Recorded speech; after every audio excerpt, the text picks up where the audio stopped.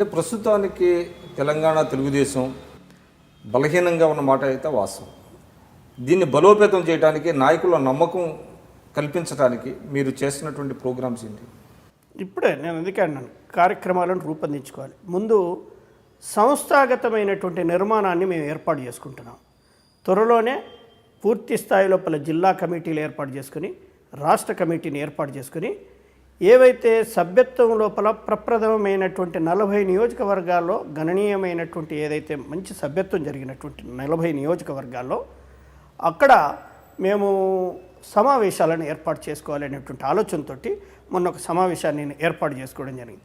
అక్కడ ఉన్నటువంటి నాయకులందరినీ కూడా సమాయత్తపరచడం జరుగుతుంది. ఆ 40 నియోజకవర్గాల్లో పొద్దున్నుండి సాయంత్రం వరకు ఆ యొక్క సమస్యలను, మనం ప్రజలు ఎదుర్కొంటున్నటువంటి సమస్యల పట్ల పార్టీని ఏ విధంగా బలోపేతం చేయాల్సినటువంటి అవసరం ఉంది, అక్కడ ఎవరి నాయకత్వంలో పనిచేస్తే బాగుంటుందనేటువంటి అనేకమైనటువంటి విషయాలను మాట్లాడుకొని దానికి తగ్గట్టుగా మేము రాబోయే రోజుల లోపల ఎన్నికలను ఎదుర్కొనేటువంటి మాదిరిగా మేము సన్నద్ధం కావడానికి కార్యాచరణ రూపొందించుకుంటున్నాం.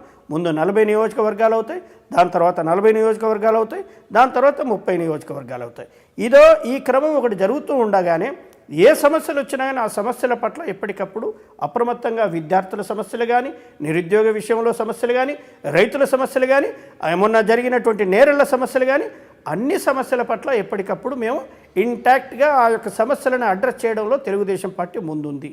రేపు ఇవాళ జరుగుతున్నటువంటి అక్టోబర్ 5వ తారీఖు నాడు సింగరేణి గుర్తింపు కార్మిక సంఘం ఎన్నికలు జరుగుతూ ఉన్నాయి. ఆ ఎన్నికల్లో కూడా మనము ఏ విధమైనటువంటి పాత్ర నిర్వహించాలనేటువంటి విషయంలో కూడా మొన్ననే ఒక సమావేశం కూడా ఏర్పాటు చేసుకోవడం జరిగింది. ఇక్కడ మేము ఏదైతే ఆదిలాబాద్, కరీంనగర్, వరంగల్, ఖమ్మం, పాత జిల్లాలు, ఈ 4 జిల్లాలకు సంబంధించి 4 జిల్లాల్లో కూడా 4 సమావేశాలు పొద్దునెత్తున ఏర్పాటు చేసుకొని అక్కడున్నటువంటి కార్మికులందరినీ కూడా సమాయత్తపరచుకొని, మా పార్టీ శ్రేణులన్నింటినీ కూడా సమాయత్తపరచుకొని, రాబోయే ఎన్నికల లోపల ఏ విధమైనటువంటి ఆలోచనతోటి మనం ముందుకు పోవాలి అనేటువంటి విషయాలను కూడా మేము చర్చించుకొని ప్రజల్లోకి వెళ్తాం. ప్రజలకు మా మీద నమ్మకం కుదిరించే మాదిరిగా మేము పనిచేస్తాం. ప్రజల యొక్క మద్దతును తీసుకుంటాం. రాబోయే రోజుల లోపల పూర్వ వైభవం కోసం మేము కృషి చేస్తాం.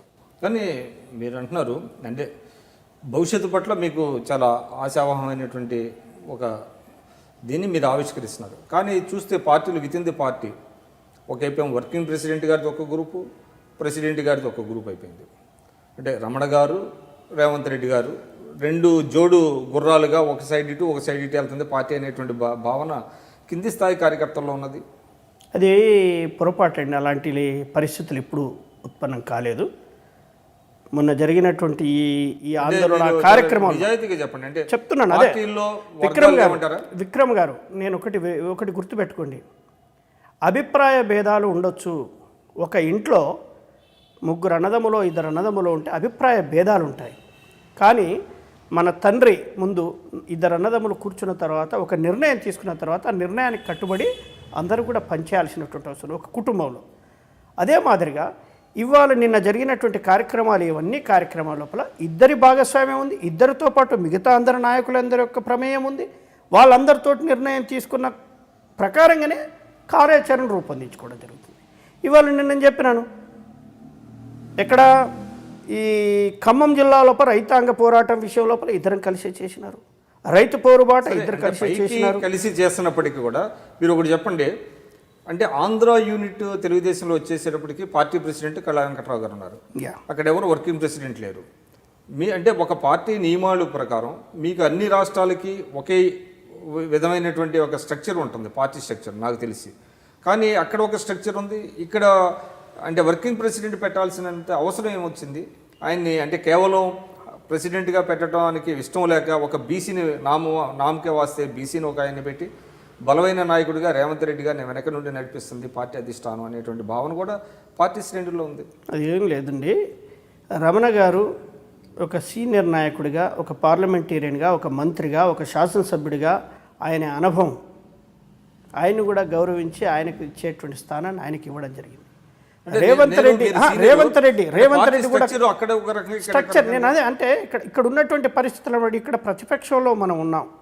ప్రతిపక్షంలో ఉంటే ఎంతమంది ఎక్కువ మంది నాయకులను మనం వెళ్ళగలిగితే అంత ఎక్కువ పోలరైజేషన్. అంటే మనం నమ్మకము స్థైర్యము కల్పించేటువంటి క్రమం లోపల యువకుడు ఉత్సాహవంతుడు ఈరోజు ప్రతి ఒక్క విషయం లోపల ధీటుగా పనిచేసేటువంటి వ్యక్తిగా అటు రేవంత్ రెడ్డి గారిని మేము వర్కింగ్ ప్రెసిడెంట్గా పెట్టుకొని అధ్యక్షులను బీసీ వర్గానికి సంబంధించినటువంటి ఆయన్ని పెట్టుకొని మిగతా నాయకులను పెట్టుకొని ఇవాళ మేము కార్యక్రమాలను రూపొందించుకుంటున్నాం. ఇవాళ తెలుగుదేశం పార్టీ అనేటువంటిది ఒక శక్తి. ఇవాళ తెలుగుదేశం పార్టీ లోపల గతంలో చేసినటువంటి చరిత్రే కాకుండా ఇవాళ జరిగేటువంటి క్రమంలో ఈ ప్రభుత్వం యొక్క ప్రజా వ్యతిరేక విధానాలను ఎప్పటికప్పుడు ఎండగట్టడం లోపల పూర్తిగా మేము నిమగ్నమై ఉన్నాము. అయితే ఇంకా ఎక్కువ పని చేయాల్సినటువంటి అవసరం ఉంది. కానీ ఇక్కడ రాజకీయాలు ఏ విధంగా తయారయ్యాయంటే ఎవరు మాట్లాడితే వాళ్ళ నోరును మూరుద్దాము, ఎవరు ప్రశ్నిస్తే వాళ్ళని ఆపు చేద్దాము, అంటే ఇటు నాయకులను కానీ రాజకీయ పార్టీలను నిర్వీర్యం చేస్తూ ఇవాళ ప్రజా సంఘాలను కూడా నిర్వీర్యం చేసేటువంటి భాగంలో ఈనాడు ఉన్నటువంటి ప్రభుత్వం ప్రవర్తిస్తోంది. మీరు చూస్తున్నారు ఐ డ్రీమ్ న్యూస్ని. మీరు చూస్తున్నది ఐ డ్రీమ్ న్యూస్. అంటే కళలని నిజం చేస్తూ ప్రజలకి నిజాలని కళల ద్వారా తీసుకొచ్చే ఐ డ్రీమ్కి మై బెస్ట్ విషెస్. మీరు చూస్తున్నది ఐ డ్రీమ్ న్యూస్. మీరు చూస్తున్నారు I dream channel. For more videos, please subscribe iDream. మరిన్ని వీడియోల కోసం ఐ డ్రీమ్ ని సబ్స్క్రైబ్ చేయండి. Please subscribe I dream. And I'm very much satisfied with the way interview went on. Kindly subscribe to iDream. For more videos, subscribe to iDream. And loads of fun entertainment and content. Do watch iDream.